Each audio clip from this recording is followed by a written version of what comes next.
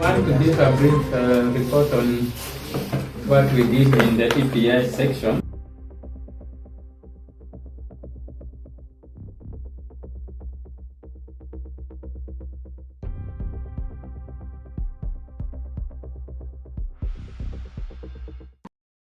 We are in Kibish sub-county doing a joint support supervision as one health team, which comprises of the health department, the livestock department, and environment department. These are 7-day support supervision to all the facilities in Kibish sub-county, which we consider them as a cross-border sub-counties bordering South Sudan and Ethiopia. One of those activities that we've done is the community engagement and survey, facility support supervision, and cross-border committee formation.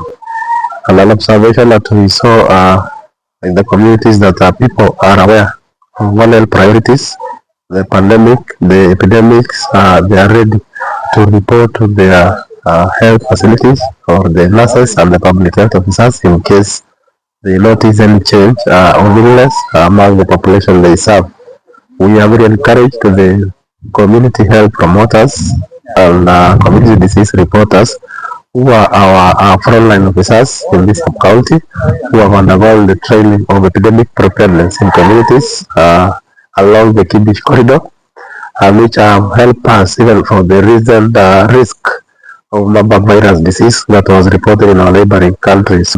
This corridor of Kibish is where there's a lot of cross-border movement, and through our training we've been able to have enhanced surveillance systems through early detection and prompt response to any case that could possibly be an infectious disease. We have conducted quality assurance checks in Kibish cross-border facilities.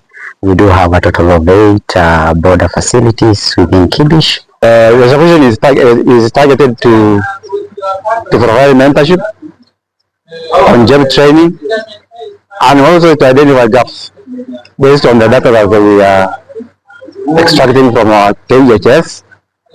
We are trying to identify the gaps because from the records, our scorecard, we are seeing in most of the indicators the sub-county is dropping, is losing, everything is going down, yeah?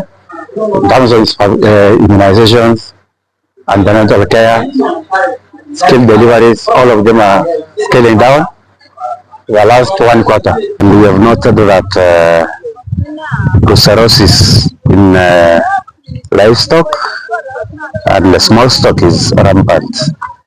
So this has come out from the community themselves by describing the symptoms and other clinical signs related to that disease. We've noted that they have been practicing best hygiene practices so that we have minimal cases of human beings getting that disease. We have also noted that the community is aware about these other zoonotic diseases.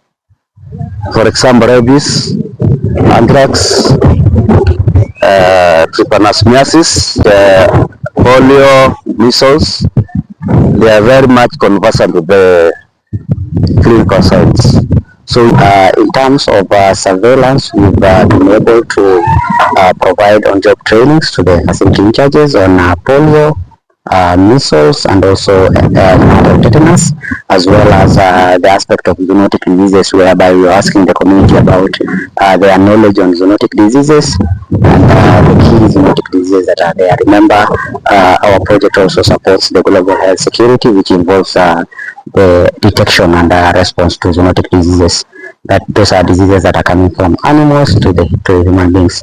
So we've been able to sensitize a total of 100 community members. In every facility, we've reached 25 individuals in the community to be able to talk to them and share information about our project. And then also, as part of it, we've been able to do checks in the community surveys, whereby we've been asking community about the work and the responsibilities of our community mobilizers who are supposed to actually visit communities at the households and also educate the communities and refer any cases of vaccine preventable diseases.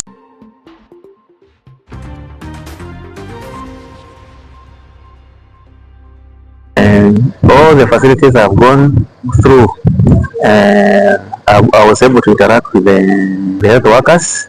I was able to sensitize them on how to detect and report on priority diseases like AFP, acute flaccid paralysis, measles, and neonatal tetanus. I was also able to sensitize them on zoonotic diseases like anthrax, trypanosomiasis, rabies. The health workers are sensitized and they are well prepared to detect for us priority diseases. The weekly timeliness is at least it is more than 90%. They are able to report 90%. Following the last December's Kimormor, at least we provided some outreaches in this region, in this sub-county. The data that we got last time is informing us what actually the impact that it had in all our facilities. You see most of the indicators of this facility are going up. Immunization, antenatal care, the antenatal visits, skill deliveries, able to reach the community, and at least most of the children and the mothers were served. And we wish that going forward, this support to continue in this area so that we may be able to reach many more children, especially the mobile population that we are not able to reach at this time of the drought, because they have now moved very far. It is only through the support of One Health that we can be able to reach them wherever they are at this time. We have identified gaps that are existing, that are making the facilities not perform. So they will benefit from the various skills, various strategies that we've suggested to them. The trend now we've changed. We go where they are at the moment, where they have moved. Because many times when you go at this time, where we used to have them, they are no longer there. So the strategy is that we go where they are now at the moment. They cannot be able to access the facility now because of the distance. Some are like 100 kilometers. The staff will be able to get the defaulters. Through these outages, we can always reach them. Even those who are missed some antigens, some immunizations, we will be able to trace them during those outages.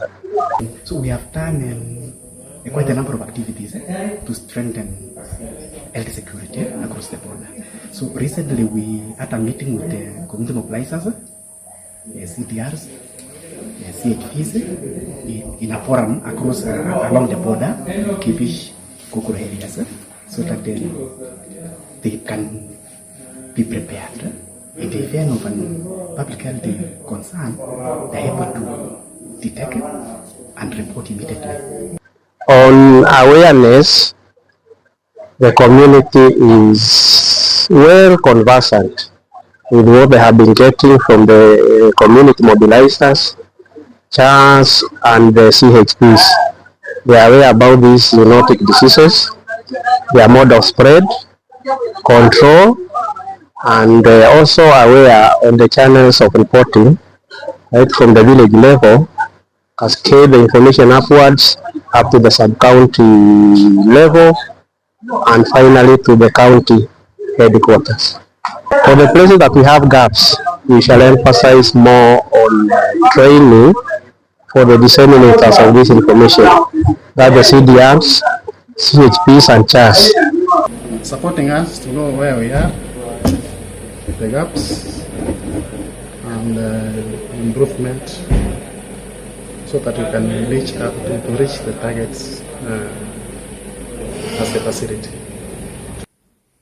Based on this supervision, we expect some of things to change at the facility. We expect some improvement. With surveillance, we have the mobilizer, who is actually empowered by the IRC, working with us as a link between the facility and the community. We expect also since we are being supported by the IRC, we expect that surveillance, the ongoing surveillance, detection of these cases, that is like AFP, measles, and so on, detection will be easier. Also been doing well on immunization, except the MR2 that we have actually underperformed, of which we're going to improve, and there is good linkage and the referral. It will help this facility because of the challenges we have faced, and also any recommendation that we put across will help this facility. Work together with the community mobilizer and IRC team and other partners plus MIH so that we achieve the health target, and we would like to improve on indicators so that this facility cannot lag behind. Inasaidia sana kwa sababu hawa watu ambao tunataka kuwafikia ni wanaenda mbali na pia wanasafiri kufuata malisho ya wanyama. So ndio hili tuwasaidie watoto na wamama.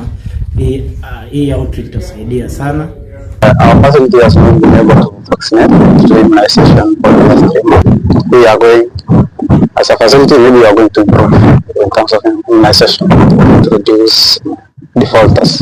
We are able to interact with the CHPs, the CHPs who are attached to the health facilities, and we called them as a group, as a team, and we were able to interact with them, and we were able to sensitize them on how to detect related diseases, especially AFP surveillance at the field level. At least in every city we went attached to the health facility, we were able to sample at least 5 households, and some of the questions we wanted to know whether they are able to identify their CHPs and how they work together. And the community accepted that they are aware of the CHPs and they appreciate the work they do because they normally visit them every time, and when they see a disease or maybe a condition affecting the community, they are able to refer them to the health facility. With the CDR, CHPs, and the CM, we are working together. We are trying to integrate all the activities so that at the end of the day, the common mwananchi whom we are serving now, who is the patient, can access the services. Sasa serikali imetupatia nguvu tena zaidi, ndio naelewesha kwamba tufanye tingasia usafi. Hata mtoto akigonjeka saa ngapi ya usiku, lazima CHV au hapo hivyo aone hiyo maneno. Angalie mtoto iliendesha wakati gani, masaa ngapi, siku ngapi, ndio hata community wanafurahia kwamba sisi hizo wao wanafanya kazi pamoja. Saidia community ili tupunguze yale magonjwa. Tukipata haya habari tutaipeleka mpaka kwa kijijini huko. Tunajaribu kueleza tena hawa. Tunafunza vile tumefunzwa hapa. Alafu baada ya hapo tuangalie jinsi vile tutainua community yetu. Tuinue, alafu tukoona mashida ziko pale, tunajaribu kurifaa, tunarifaa hapo kwa hospitali. Mambo siku sana nasaidia wenzangu huko nikaa kwa kijiji, ndio sasa mambo yote mbuzi kuonyeka, ndio sasa nipate ripoti kutuma haraka ndio watu wafikie. Ndiko sasa zingine ni uko kwaona tema nyama ifile na nini inaponyeka pa hivi, si unaona huruma unasema wote ni ndimo report, ndio sasa dawa ifikie haraka. Because the nature of Kibish population is migratory, they move along, and we notice that the weather change. There is a drought in this area, and majority of the population have moved in search of pasture and water. 60% of this population is mobile. Yeah. In fact, the centers we have here, it is halfway, almost like 40-60.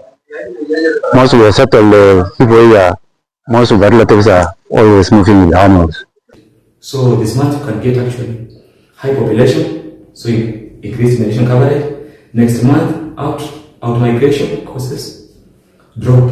We are suffering a migrating population, of which they can be here. Next time, you'll find them, they are going to Naita, Soya, sometime to Natapar, Kaitede. Most of the population are pastoralist, that is 80%, and then our distance there. There is good linkage between the community and the facility. We are able to trace those people where they are and actually access them. We've been doing quality checks in the facilities, basically on routine immunization, surveillance, cross-border initiatives, and also assessing the work of our cross-border community mobilizers. This solution ikiendelea itanisaidia kwa upande wa population kukasha watu ama kupata watu ndani ya huko. Njia pekee ya kupata huko ni provide outreach. Nifikia watu wanadhibiti, watu wa Maisa, watu wa Lewan, Kankala, pia Karema tu. Nikifanya hivyo nitamprove kwa upande wa vaccination. Nitapata cases ambaye sipatangi, like FV, polio, like measles. Sana hiyo ndio changamoto yangu sana. Nasimamia villages 13. Ngawaje zingine ziko mbali, haiwezi fikika sana wakati kama huu jua ikiwaka. Wanyama wanatafuta maji, nyasi huko mahali penye maji iko na nyasi. Ngawaje hata hivyo kuna magonjwa sahihi iko mengi sana juu ya ukame, kama hii ya rabies, brucellosis. Ni ku emphasize hawa vile watakuwa wana prevent hizo magonjwa wakiona, na vile wana report wakiona tu ugonjwa yoyote kwa mnyama wa report hospitali, ndio madaktari waanze kufuatilia. Gawaje wanaona vaccination haikwangi sana juu ya long distance sometimes, mpaka wakati outreaches ndio tutapata maneno ya immunization ya watoto. With regards to immunization services, the joint supervision or targeting Kibish facilities, all of them are cross-border, 17 in number, and we were able to visit 12 of these facilities. Of these facilities, 6 are installed with new EPI fridges, and we are impressed that we are at 100% cold chain compliance in terms of vaccination for our children. So that is a good indicator that moving forward, all our children will be able to receive antigens across all levels. Came along with medical engineers, and we are impressed that 95% of the facilities will be offering vaccination. Collaboration with the immunization department, we have supported installation of fridges in 3 facilities, while other facilities we have done routine checks and maintenance and repair of the fridges. So the solar powered fridges are so essential in these places. The fridges are essential for safekeeping of the life-saving vaccines. We have installed 6 fridges, and we have to install 3 more for the Kibish and Turkana North sub-counties. Also been encouraging the staffs in the facilities to be able to ensure their fridges are working well and report any issue of faultiness, so that we can be able to ensure that the continuity of services are ongoing in the facilities.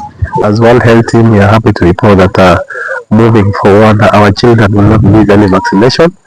Even if bitten by rapid dogs, they will be able to get anti-rabies which are in these facilities. Yeah, what is all required is that we need to do some more strengthening and some more training. We expect to enhance their knowledge, and most likely going forward, we are going to get them prompt response in the community. If they are, we have had issues about data quality, and want to reinforce so that we get data which is good, that can inform us for decision making. Yes. Mimi wana kijiji natoka hii kijiji ya Rukuk. Leo nimesoma maneno ya kwa hii supervision ya leo naona maneno ya muhimu sana kama ya kuangalia maneno na chanjo na mali, kuangalia maneno ya chanjo ya wale watoto wanakuanga defaulter. Yani ni mzuri pia sisi kama community watu wa facility huko tutembelee, akuja atusomeshe maneno fulani kama hiyo. Tunashukuru. Mkitembea wakati mwingine mtapata hakuna kitu iko yara hapa.